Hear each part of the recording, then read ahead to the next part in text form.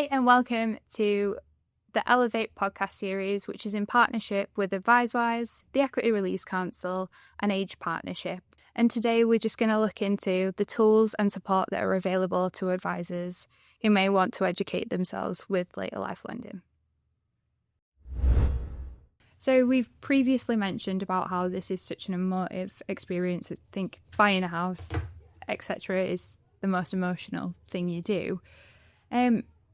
We'll come to you. Can you share some real life examples where you've had a customer that's had a really good outcome? Just some insights to your day to day, I guess. Yeah, there's a host, and I've polled the team on this.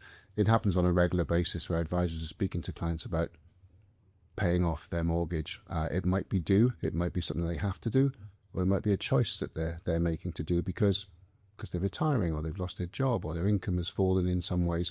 So a whole host of reasons why somebody needs to or wants to pay this off. And the emotional aspect of all of that is, guess what? They get to keep their house, especially if there's pressure from the lender, which often, there still is. So that is the key thing that drives that. And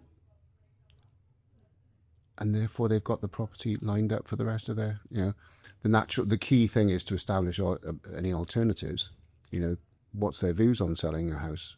Do they feel like, would they be open to moving house? Because that's one of the cheapest alternatives. You downsize. But it's not just about the cash at that point. It's about I really want to stay in this house. My kids, my grandkids live nearby. My neighbours all live nearby. I've lived here for 30 years. So the emotional side of doing that is very powerful. And there's dozens of examples of that. Tell us one. Yeah, I mean, you could go to the nth degree where a client's been threatened with repossession. I had one of my advisors this week referred me to a case where that, and the benefit was, and the relief was tangible, whereby that, it didn't go to court. It didn't go to court. The lady kept her house and was able to live her life in that house for the rest of. It's amazing. Yeah. So that's the nth degree, but not always as dramatic as that. That was my first case that I wrote when I was advising. Was a lady who'd been caring for her husband for a long time, and then he sadly passed away, and she thought, I'll give up work now and sort of retire and be a bit more comfortable. But it transpired there was a load of debt on the property that husband had put on and she didn't know about, and to the point where she was going to lose her home as well. So one of those higher end worry ones, she wasn't sleeping at night and thought she was going to have to work again and all those sorts of things. So finding a solution for her to enable her to retire and keep her home and finally sleep at night was that's when I got hooked in later life lending. I think was that first. I was lucky. It was such an emotive first case, really, where I could help. And and then you go to the other side of the coin. And one of my favourite cases I wrote was someone who wanted to sail across the Atlantic in a longboat and wanted to do it for years and years and years, and just pulled the trigger. So there's both ends really. That needs and wants as well, which is always nice. Yeah. It's like you're mini superheroes and also making dreams happen at the same time. It's crazy, isn't it? From my perspective, obviously dealing with advisors on a day-to-day basis, fielding their queries, signposting and supporting them in various different ways, lenders and criteria, and have you thought of this, etc. It's probably better for me to take a bit of a higher level view. So you often get needs-based borrowers, which we've just gone through now with these two examples, right? People that have an immediate need. They might have an interest-only mortgage to renew, and they've got the lender chasing them perhaps. They need a solution now, and the opportunity for them to downsize, which would be the logical first priority, is a challenge in itself. And that's a whole podcast series in itself, because there isn't enough housing stock for older borrowers in the right place at the right price. And then that's completely forgetting we're expecting a 60, 70-year-old to up sticks and move, which is one of the most stressful things or stressful transactions you can encounter in your adult life. And then you get the aspirational, right? And I know we don't see a lot of that at the moment because rates are not high, but perceived as quite high in comparison to what they've been in recent years. But you get the nice to haves, the people that worked all their lives and they're retiring and they want something. So I've got a good example, and I'm sure my father-in-law won't mind me using him as an example here, but my father-in-law's got equity release. I'm quite proud to have equity release. He used it to buy a holiday home in the Lake District. You know, that's a place where him and his wife love to go, and they spend months at a time there. It's their home away from home, and it's their respite. It's a place where they can rest and recover and enjoy the lovely Lake District. I'm totally biased because that's where I'm from. People that know me listening to this podcast, I'm very biased about the Lake District. So that's an opportunity or an example of where somebody's done it for the nice, soft reasons. But you can extend that further into generational lending, helping kids and grandkids onto the property ladder. Obviously, we've got things like debt consolidation, supporting family members, and then you can also look at things like buying a new vehicle, adapting the home. The list goes on as to reasons why you would want to use things like a lifetime mortgage and equity release. But early inheritance is a really interesting point, actually, especially for mortgage advisors out there listening to this. Having that extra question when you're talking to a customer and, you know, where's your deposit coming from, and my parents might be helping me, opens up another avenue for you to discuss lifetime mortgages and passing that inheritance on earlier.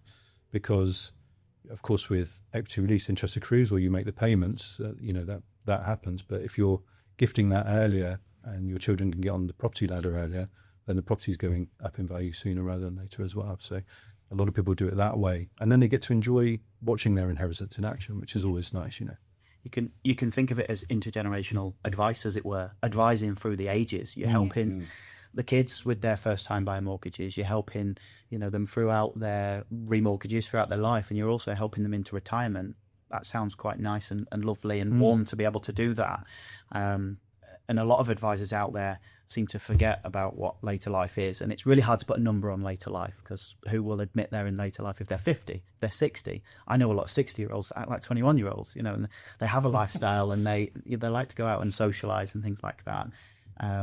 But looking at advice through the ages, and for you, the advisor, if you're perhaps building a business, looking at the value of your business and the amount of customers you're servicing. We are an aging population, and we're ignoring perhaps a third of that. But back book, as it were, but they're customers, right? At the end of it, we're ignoring them, and we're ignoring the mortgage opportunity. I guess you mentioned, you touched on it just then, but how do you identify, I'll come to you, John, if that's all right. How do you identify when it's the right time, or exploring the option of equity release? Yeah, I think it's a robust fact-finding process, really, that goes on within our organisation. And we, rather than use the phrase, you know, this is the last resort, let's look at... let's explore all other opportunities. And that's a significant change that's happened of late, where if I can go back sort of 15 years or so, do you want to move? Do you want to do this? You know, have you got the money? Now it's more in depth. You know, talk to me about your pension fund, for example. What's in your pension pot? Could you take the tax-free lump sum out of that rather than take the wealth out of your property? So let's explore, you know, every other opportunity before we identify whether this is the right opportunity for you. Because we were talking over a coffee earlier about wealth advisors, for example, know exactly how much each of their client has under pension management, but they don't really necessarily know the value of their properties. And I'd like to perhaps do some stats on this somewhere. How many people have got a property that's worth more than their entire pension portfolio? Yeah, I would imagine most. I don't know. We'd have to look at some data on that, but it's quite phenomenal that it's looked at in a different, or almost ignored. I hosted a webinar recently, and we had Nick Birdseye on from L&G, and he used this really good analogy, and I'm quoting him here because it means so much, and it really sat with me. He was explaining a scenario where he presented to a room full of wealth advisors, pension advisors, and the metric they would typically use to value their business will be funds under management, right? It's X amount of million under management. And he explained a question that he asked the audience, you know, can anybody put their hands up if you know the total value of your customers' properties? Not a single person put their hand up. So again, as an opportunity to not necessarily diversify the business, but not miss an opportunity, property wealth is becoming crucial in the conversation of retirement planning. And I think the risk is not talking about property wealth as such, it's ignoring it. Yes, we've talked about that, but introduce it as early as possible into the conversation so that customers are aware of that as a solution. Where we get bad customer outcomes is where it's introduced in a crisis, where it's introduced at last minute, where it's knee jerk, where your customer's backs up against the wall. We need to be having these conversations as early as possible, not just with the customers, but their family members as well, or their trusted family members. Plugging in property wealth, I think, is a no-brainer. It's so important now.